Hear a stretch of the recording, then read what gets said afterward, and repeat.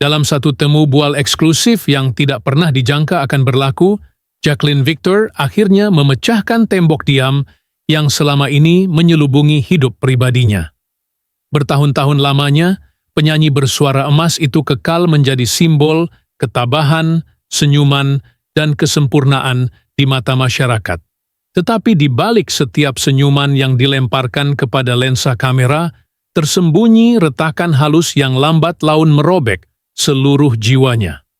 Dalam pengakuan yang perlahan dan penuh emosi, Jacqueline memilih satu bab paling menyakitkan dalam hidupnya. Malam Anugerah Industri Music 2018. Malam di mana semua orang melihat dia bersinar di atas pentas. Tetapi tiada siapa tahu, malam itu juga dia pulang ke rumah dengan mata lebam dan hati yang hancur. Ketika ditanya mengapa memilih malam itu sebagai permulaan pengakuannya, Jacqueline menjawab dengan lirih, "Kerana malam itu saya rasa saya betul-betul hilang. Dunia nampak saya menang, tapi saya sendiri kalah dalam perang yang saya diamkan terlalu lama."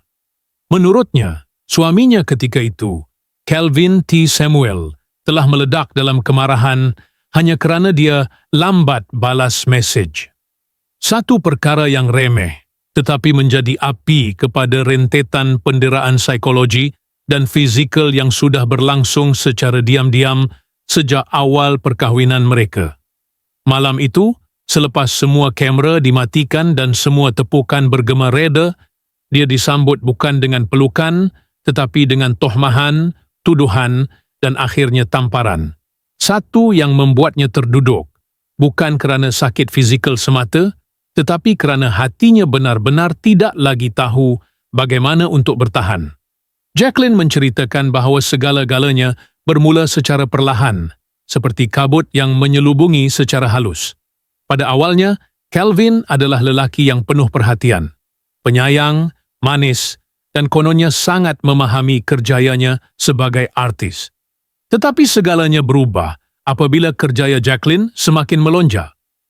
Dia jadi makin dingin, makin mengongkong.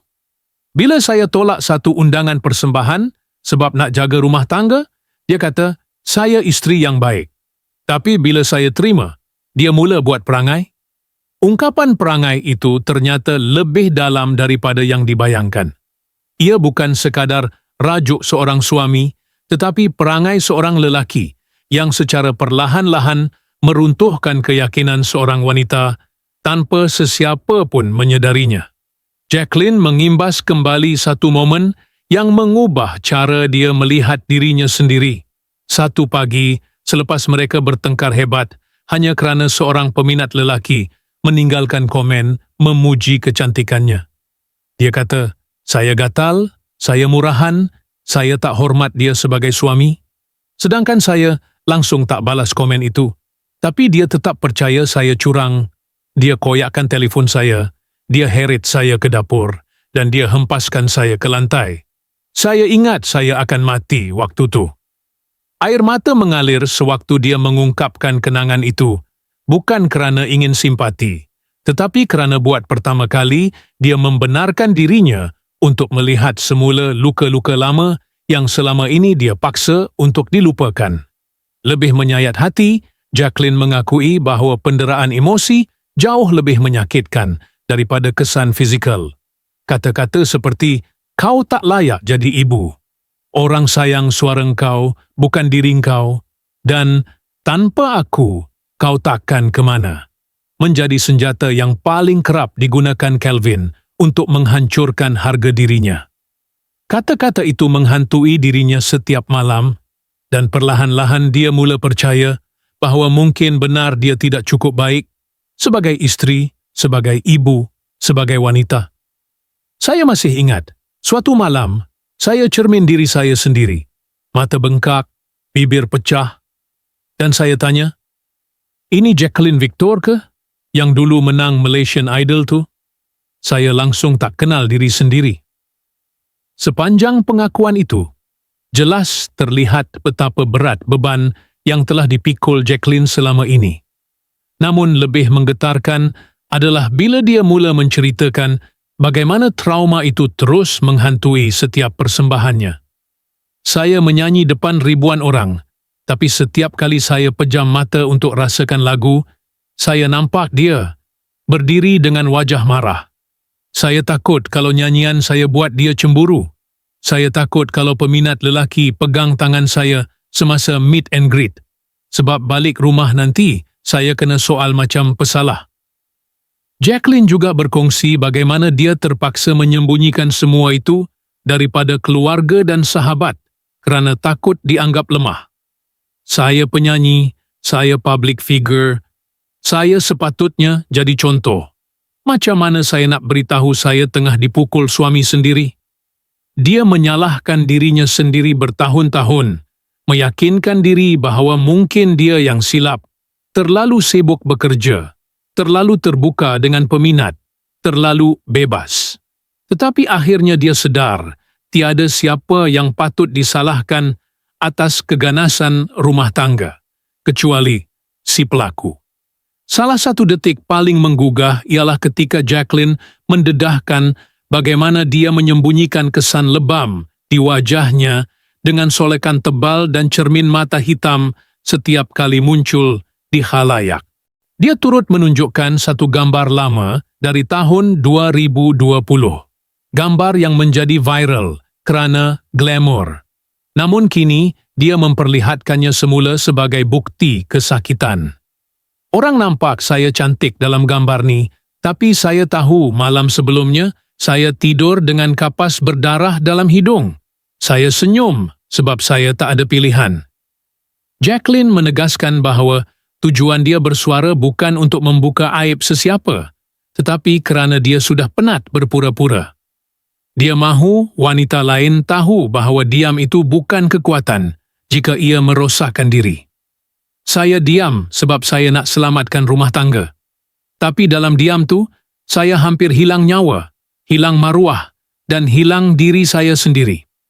Kini, setelah bertahun memendam segala luka, Jacqueline memilih untuk membiarkan kisahnya didengar, bukan sebagai seorang mangsa semata-mata, tetapi sebagai suara untuk semua wanita yang pernah atau sedang melalui penderitaan yang sama.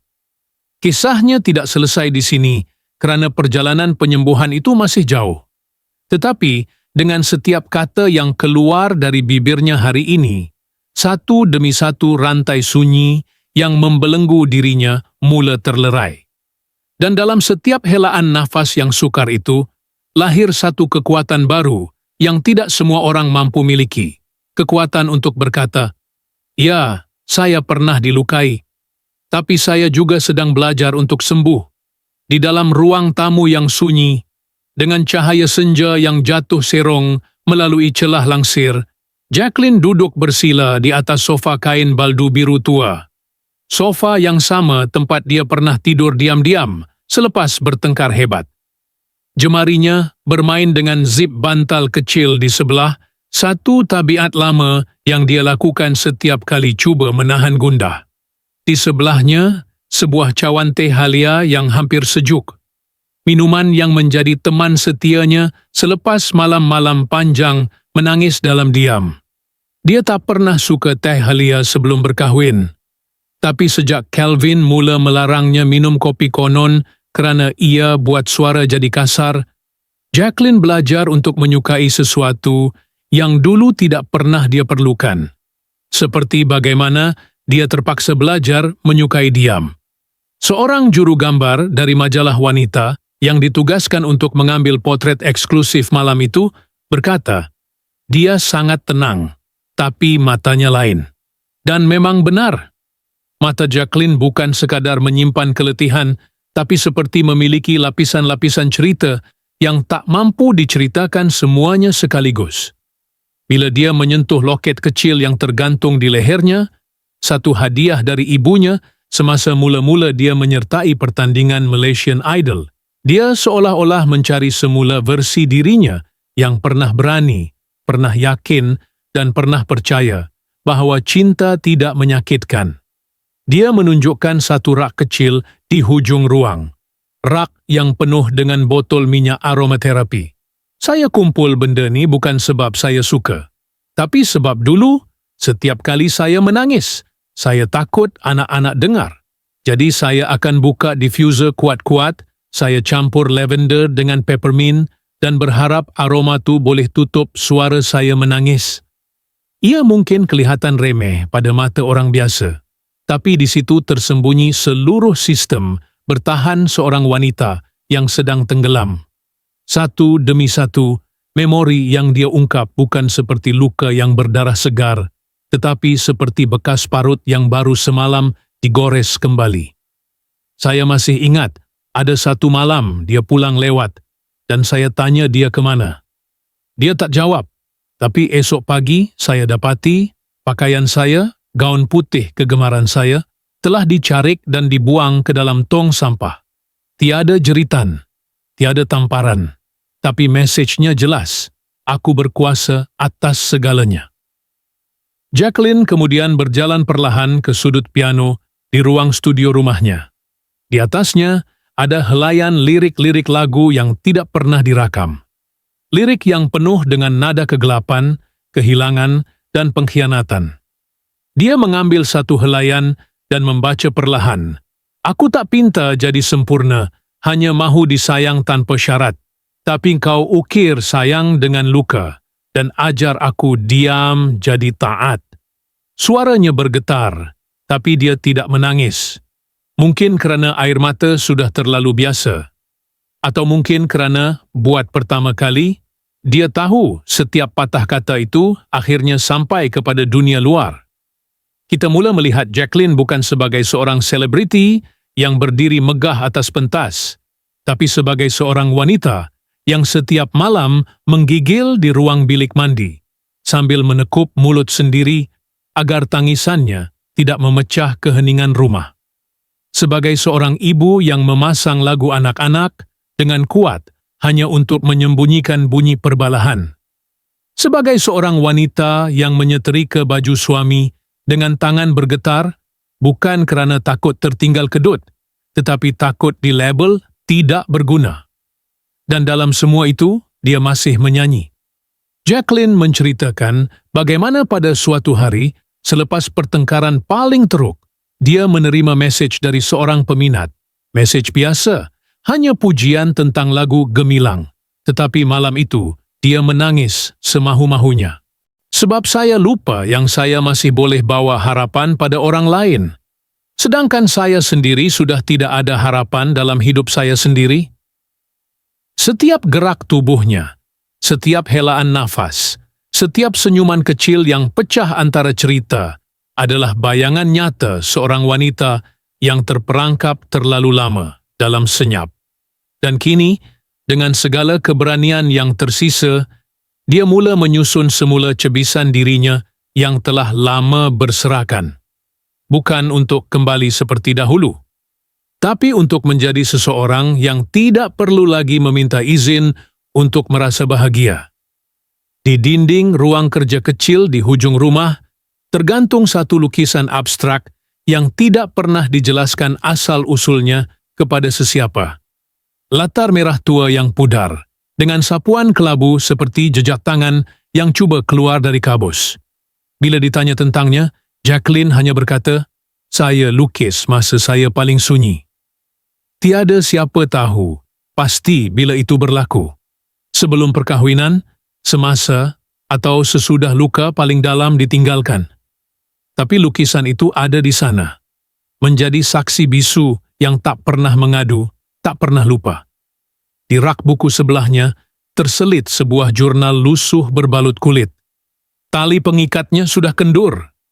Jacqueline tidak pernah membuka jurnal itu di hadapan sesiapa. Bahkan ketika ditemu bual, dia hanya menyentuhnya dengan jari telunjuk, ringan, seolah-olah hanya mahu pastikan ia masih di situ.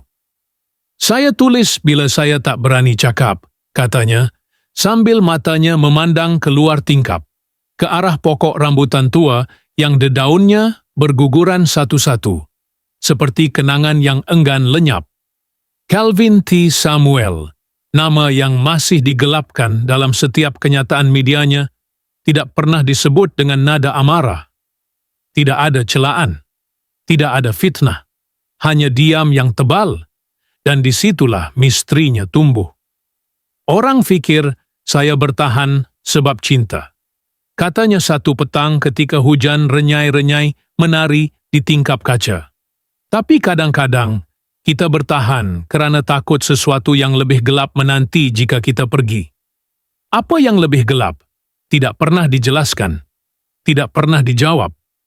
Hanya dibiarkan terapung seperti kabut pagi, tak dapat digenggam, tapi jelas terasa kesejukannya. Jacqueline kemudian bercerita tentang satu hari Ahad yang aneh. Hari di mana Calvin pulang dari urusan luar dan memeluknya dengan terlalu lama. Peluk tu bukan mesra. Ia menyesakkan. Seolah-olah dia minta saya diam, sebelum saya pun bertanya apa-apa. Malam itu, Jacqueline menyimpan sehelai kertas kecil yang dia temui dalam kocek suami. Hanya ada satu nombor telefon dan satu nama asing. Tiada penjelasan, tapi kertas itu masih disimpan di dalam jurnal lusuh tadi, tak pernah dibuang. Seolah-olah dia tahu, satu hari segala kepingan ini akan diperlukan untuk menyusun semula satu gambaran yang lebih besar. Dalam salah satu lagu terbaru yang belum pernah dilancarkan, Jacqueline menyelitkan bait berikut. Bibir kau manis, tapi tanganmu berbau rahsia. Aku hidup dalam rumah, tapi rasa macam sel penjara. Bila aku tanya kenapa, kau jawab diam, ini harga jadi isteri raja. Lagu itu belum direkam. Hanya ada dalam bentuk demo rakaman telefon bimbit, suara yang sedikit bergetar, dengan bunyi burung di luar jendela, seakan menunjukkan bahawa meskipun dia berada dalam penjara emosi, alam tetap bergerak. Dan dalam pergerakan itu, Jacqueline perlahan-lahan sedang mencari jalan keluar. Anak-anaknya, dua cahaya kecil, yang sering dilindungi daripada segala yang terjadi, tidak pernah melihat ibunya menangis. Itu yang Jacqueline ulang-ulang. Tapi satu malam, si anak sulung bertanya, "Mama, kenapa Mama selalu nyanyi lagu sedih?" Dan dia tidak tahu bagaimana hendak menjawab. Kini, setiap kali dia muncul di khalayak, ada sesuatu yang lebih dalam di balik senyuman tenangnya. Seperti seorang yang menyembunyikan kunci terakhir kepada teka-teki yang belum selesai. Ada nama yang belum disebut. Ada kejadian yang belum dikisahkan.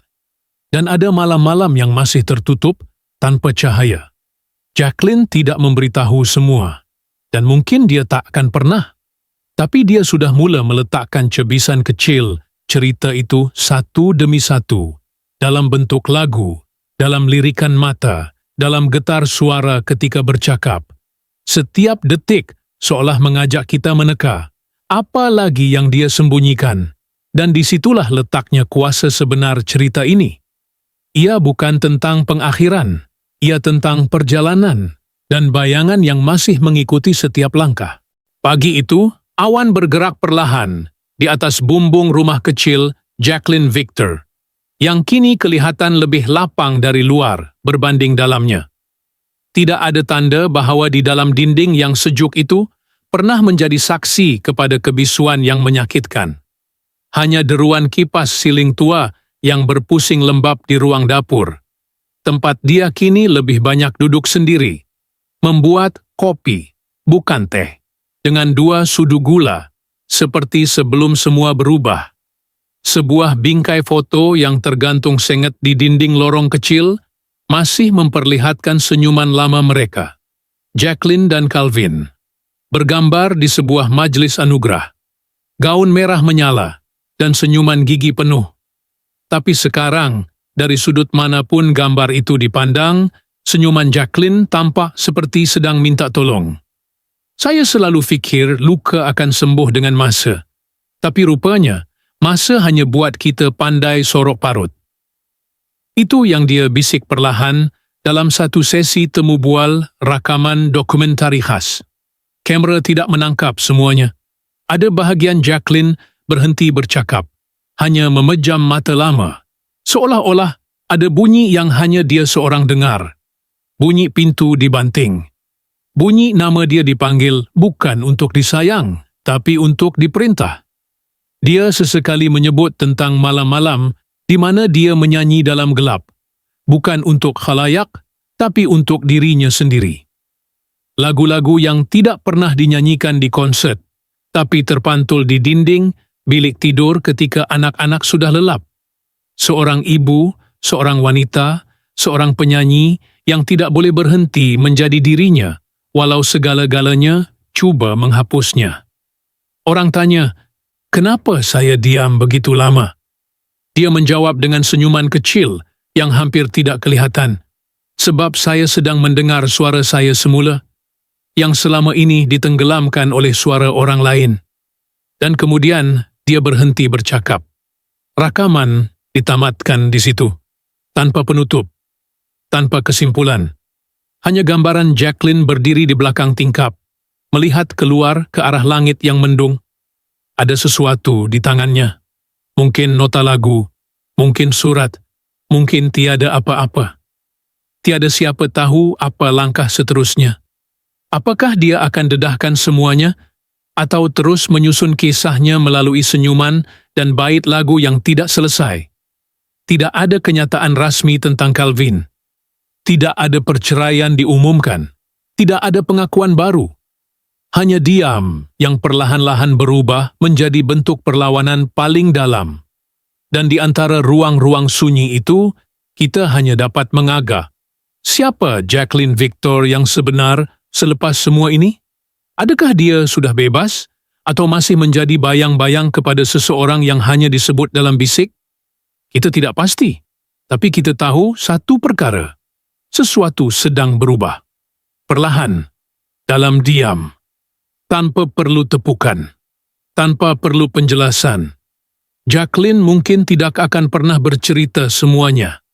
Atau mungkin dia sedang melakukannya sekarang, melalui lagu-lagu yang belum kita dengar.